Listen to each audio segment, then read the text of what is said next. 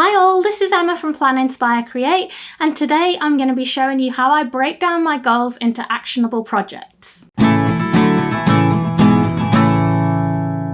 So I've been completing a video every other day throughout December, and the last series of videos has been focusing on me using the Just 90 planner to create a vision for how I want my life to be and to set goals to be able to move towards that vision in the next 90 days. So in the last video, you saw me setting those goals. I set two main goals for myself for this 90-day period, which were to move house and to earn a specific amount of profit in my business. Now in this video, I'm going to show you how I break down those goals into actionable projects and break down those projects into the individual actionable steps you need to take and the habits you need to implement to make those goals a reality. I think too often we set goals and we then don't really know how to break that down into the steps we actually need to take to close the gap between where you are now and where you're trying to get to. So that's what I'm going to show you in this video, really how I do my project planning and how I make those goals a reality. So let's jump over to the planner and I will show you what we're going to do today. So here are my goal setting pages for the two goals I set, and I now want to move on to the projects section.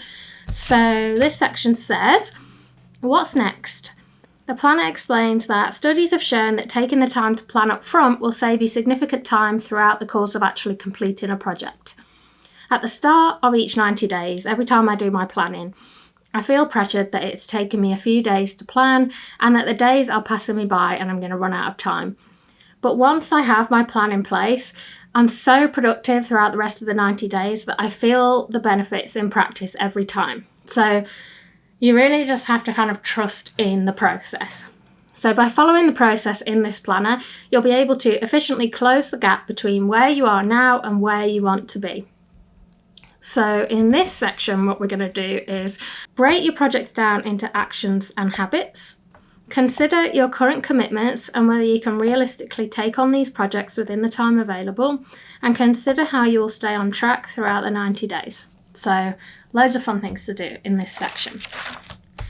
Then there's some more information here that says the pages that follow are designed to help you break down your projects until you're at a level where you can really get on and achieve. When writing your actions, they need to be a single actionable step.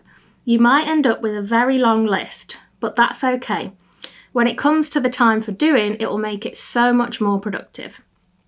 It also really helps to have your actions written in the order you will need to achieve them. So a little tip I have is to find a scrap piece of paper and brainstorm all the things you will need to do as part of this project. Then number them in the order you would need to carry them out in. I find it often helps to start from the end and work backwards. I then write them into my planner in order so that the list is easier to follow.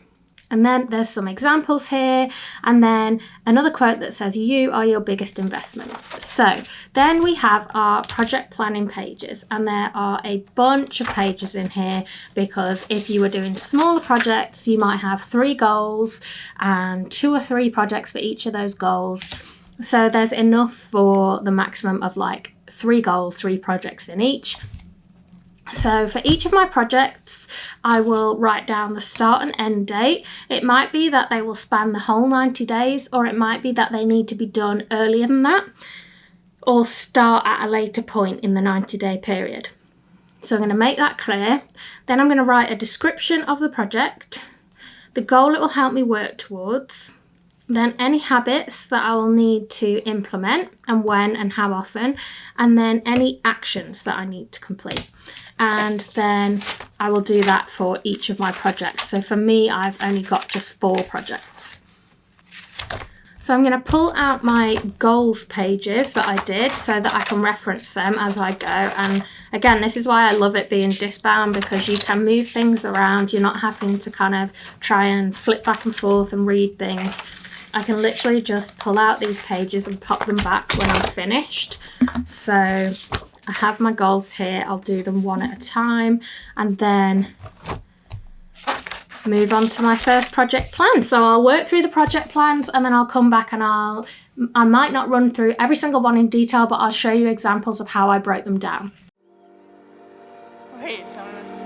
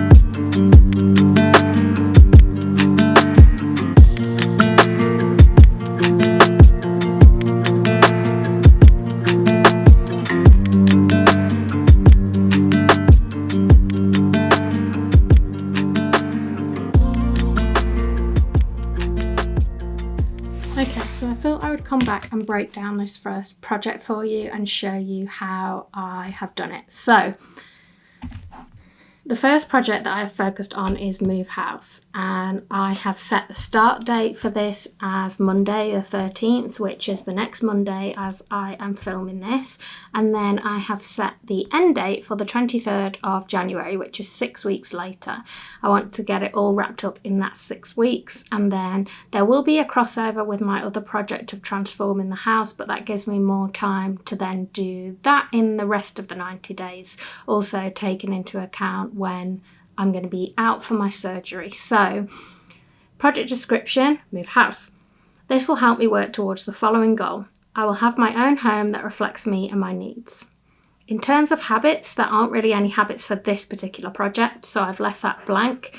And then for my actions, you will have seen I just grabbed a blank notebook and I started writing down tasks that I knew I would need to do to make this happen, and then I spent quite a while ordering them, putting numbers by the side of them, and then I ended up kind of swapping things around, and when I was happy with the order, I wrote them out in order in my planner. So I will complete the following actions: exchange on the property, arrange electrical repairs that need to happen, organise a moving date, give notice with my storage facility, book a moving van, order furniture that needs ordering, get my home insurance arranged and get my internet arranged, then complete on the property, get opening meter readings, apply for financial support that I'll need until I get on my feet.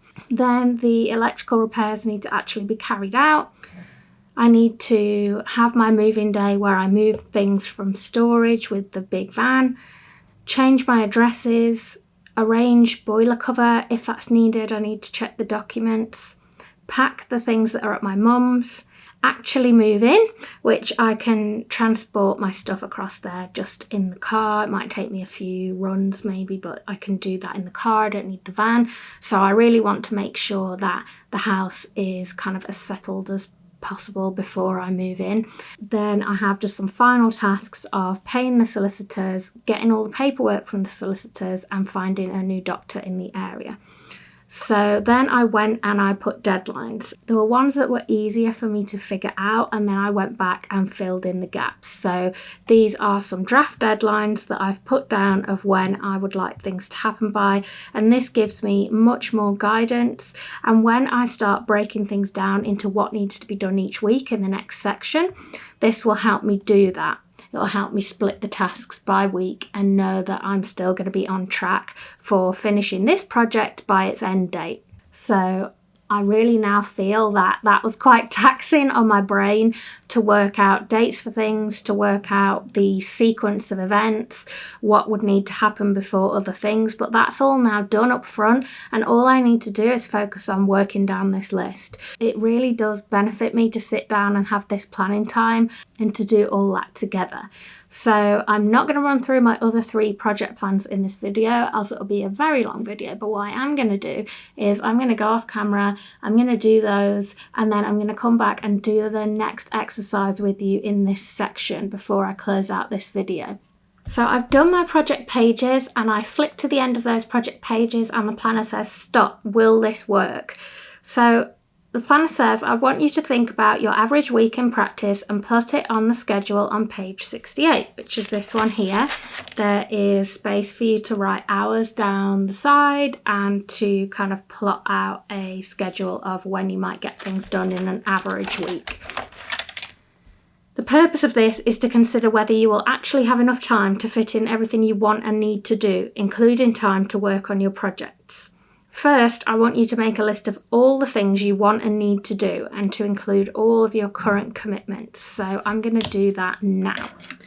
So make a list of all the things I want and need to do. I've written work is the big one.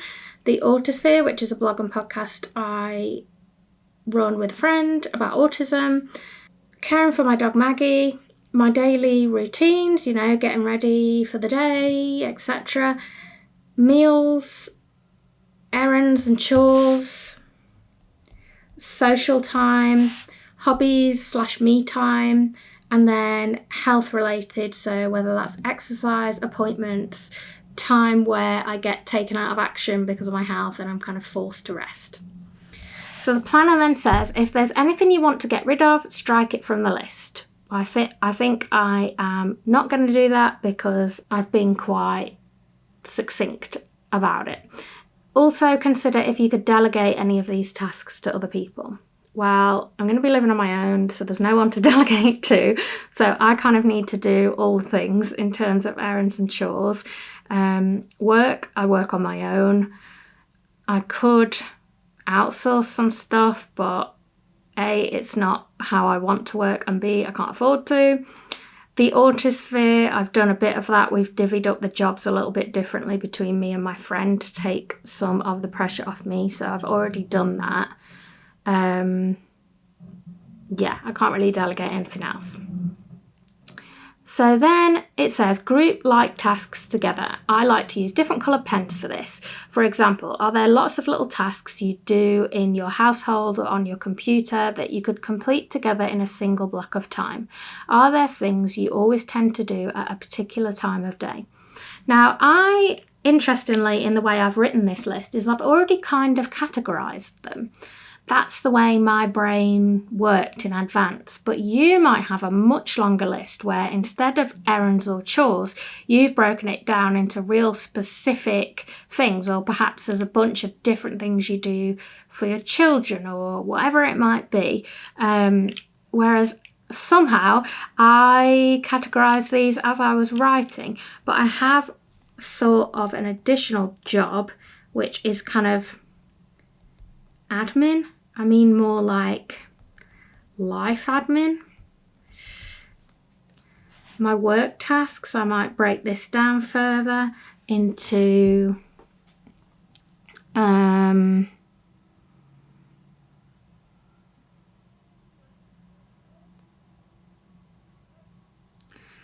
of creating,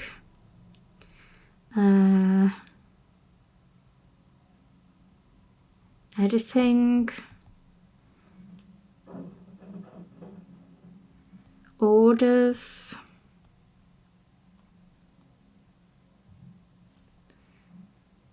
admin for work, Patreon updates,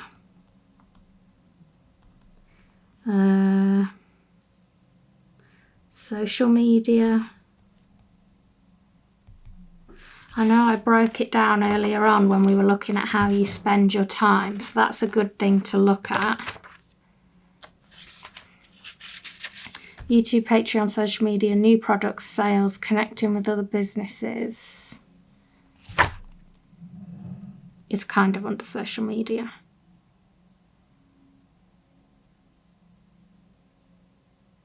And then there's learning. I'm always trying to develop new skills and stuff. Okay, so that's a more fleshed out list. I'm going to grab some different coloured marble liners. So I'm going to grab this here. And then if we turn over the page, actually, was I finished reading what this said? No. Okay, so it says, start to block out chunks of time on the calendar overleaf. You can add in the times that best suit you down the left-hand side. Here are a few tips. Leave space. The unexpected happens and you want time to deal with that. Also consider how much time you tend to lose per week to things such as health issues, childcare responsibilities, or any trips you may have planned. Block out chunks of time where you will focus on your projects and not be distracted by day-to-day activities. It helps if you can schedule 2 to 3 hours for this. How many blocks you need in a week will depend on how much you're hoping to achieve. Remember to block out time for rest, socialising and fun. You may want to colour code the tasks so that you can see how much time you tend to spend on different types of activities. So something I've missed out on here straight away is my projects. So they need to be their own little category. So we're going to have to get a pen we aren't so keen on. What does this blue look like?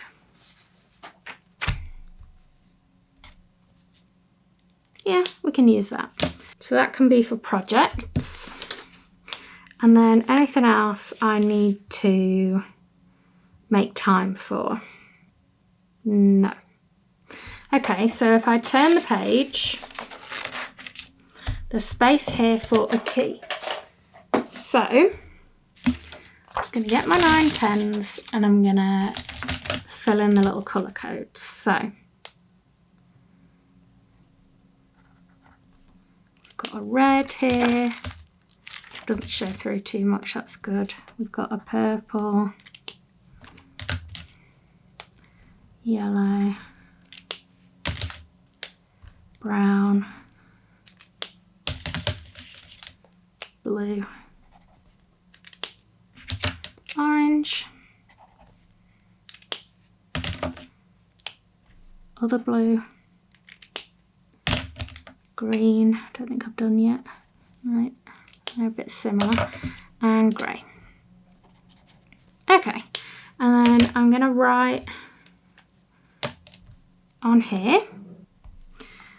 Okay, so what I am going to do is, this is going to be a typical week, and obviously there are going to be some points where you work much more on your projects, and other weeks where you work less and do more of other things. But this, for me, is going to be what an average week might look like, and I'm going to start it at 8 in the morning. I'm going to start it at 8, 9, 10, 11, 12, 1, 2, 3, 4, 5, 6, 7, 8, 9, 10, 11, 12. And then the rest of that is sleep. So I'm going to start with things that aren't work. So for a start off, I am going to do daily routine. So things like getting up, getting ready, walking Maggie, having my meals, stuff like that. So that was, I'm going to take this out as well. That was yellow. Every morning from 8 till 9. The same thing's happening till kind of just after 9.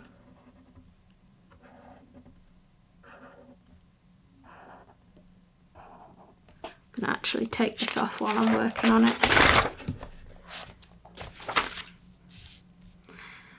And then kind of 1 till 1:30 is like lunch. And then say kind of 5 to 5:30 is like dog walking. And then 7 till 7:30 is like prime dinner time. And then end of the day is like my wind down time.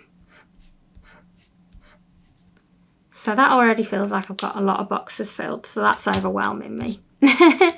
I'm going to write in pencil just in case. Okay, so across here I'm going to write in a different pencil because that one is running out. It needs sharpening and I can't reach my sharpener. So I'm going to write morning routine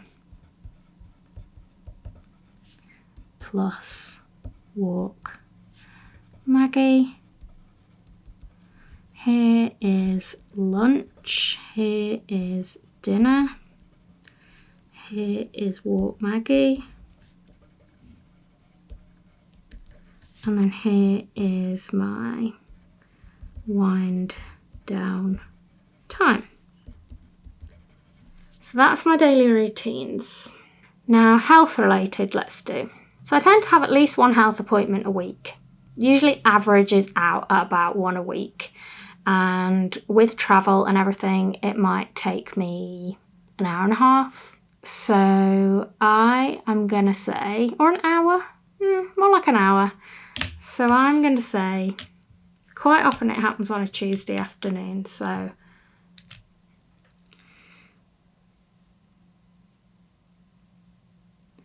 we'll pop it in here.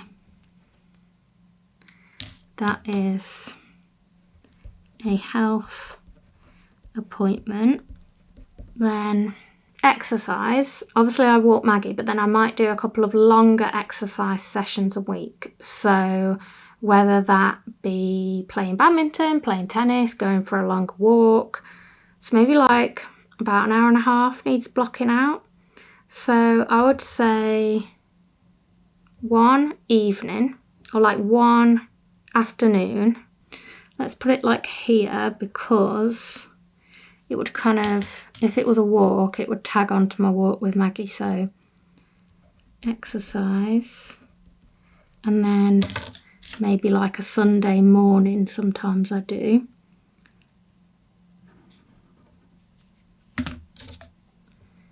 Exercise, and then we need to block out times that I'm going to be exhausted, because that happens when you've got a chronic illness. So I'm going to say we're going to take a morning out where I just don't feel good.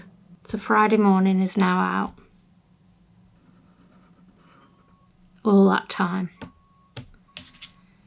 for enforced rest. Because we need to plan for that eventuality. So that's that done. Next on my categories, I'm going to do life admin. So I tend to do that in the morning if I've got any emails to respond to, if I've got any phone calls to make. I tend to try and get them out of the way at the beginning of the day. So this colour is this. So I'm going to say I spend half an hour like a few days a week on this task.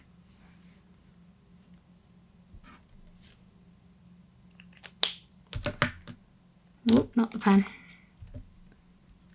Admin, admin, admin. Okay, done. Then let's say Autistic. That probably takes me about half a day a week. Like this week, for example, I've got a blog post to write and I'll probably sit and do it one evening. So let's block out kind of 2.5 hours on an evening where I work on the Autistic. Social, I usually tie that in with exercise, and I usually have like one day a week where I probably socialise in the day. Then maybe like a weekend, some more weekend, some evenings, maybe like a brunch. Yeah, I'm quite a social beast. So I've got work, projects, which are big ones, hobbies and chores. So I might go out and run some errands one day. I'd probably do that on the way to somewhere.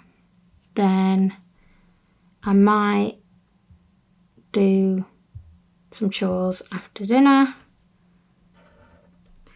I might also do some chores on the weekend. I'm probably going to have to increase that now because I'll have to do more chores. I don't really want to spend any more time than that on chores. What doesn't get done doesn't get done. Chores, errands. Then hobbies. I want to have like a night where I focus on hobbies at the very least. And then if I've got any more free time, it would probably go to hobbies, but I've got that blocked out. Maybe also like a Sunday night. Hobbies. Because that's like a nice thing to do on a Sunday. I used to like do painting and things, and it was like a nice calming way to end the week. I haven't got my paints out at the minute. So now I need good chunks of time to work on my projects. So I would say I'll probably have some evening times to focus on projects. So let's say there's a couple of evenings, but I also want to like block out a whole afternoon if I can, or maybe just kind of morning chunks of time. So like 2 hours there. So that's 2 hours, 5 hours a week on projects. Actually going to block out till lunchtime here, and then that's 6 hours a week that I'm going to focus purely on moving my projects forward. And then this exercise has actually been really good for me because what I've been wanting to do is bring more balance to my life and not work and then have no time left for anything else. So work is the last thing I've put in. So I'm going to see how much time I've got left for work. And then when I do my project of restructuring my time and how I work, this will let me know how much time I've actually got to work with. So this has actually been a really useful way of getting started on that project. So that's an extra bonus for me. So it's really good how this doesn't really show through the paper as well. Some of these colours are quite dark. So I've got time there. I'm leaving kind of half an hour gaps all over the place. So Monday would be quite a solid work day. Wednesday mornings for work. Thursday afternoon. Friday afternoon. So that's like 1, 2. This is not enough work time. But then this is realistic. So work is going to have to be streamlined.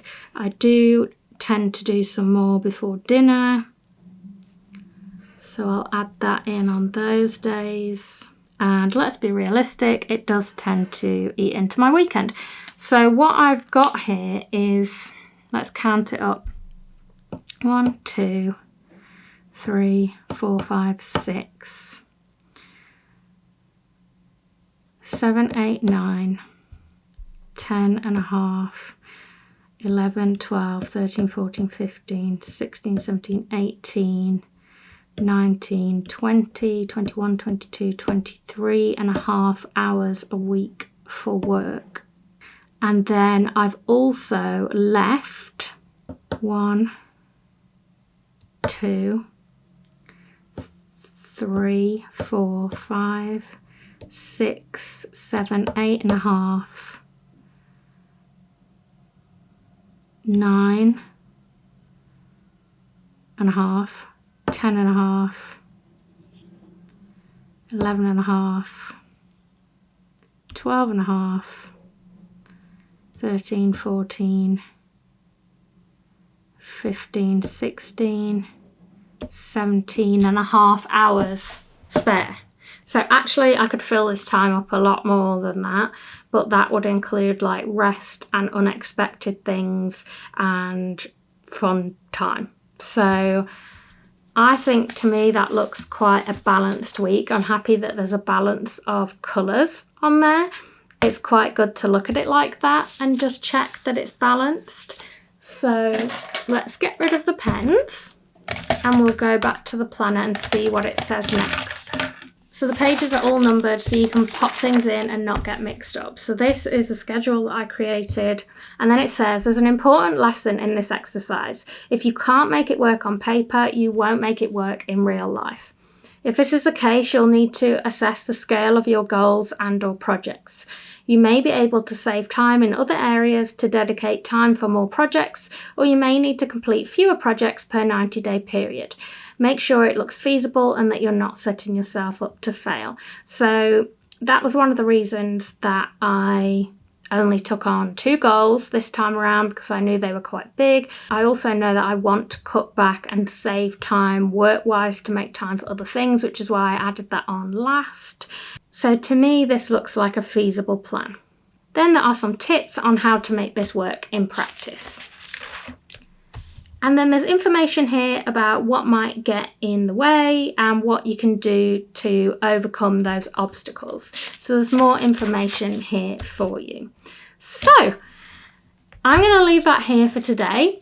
If you want to join me in the next video, I will be putting together my vision board, which I'm excited about, before I get started on my first month. So if you enjoyed this video, please like it and consider subscribing if you're not a subscriber already. It would really help my channel to grow. And why not follow me over on Instagram at PlanInspireCreate. And I will see you in 2 days' time for another video. Bye!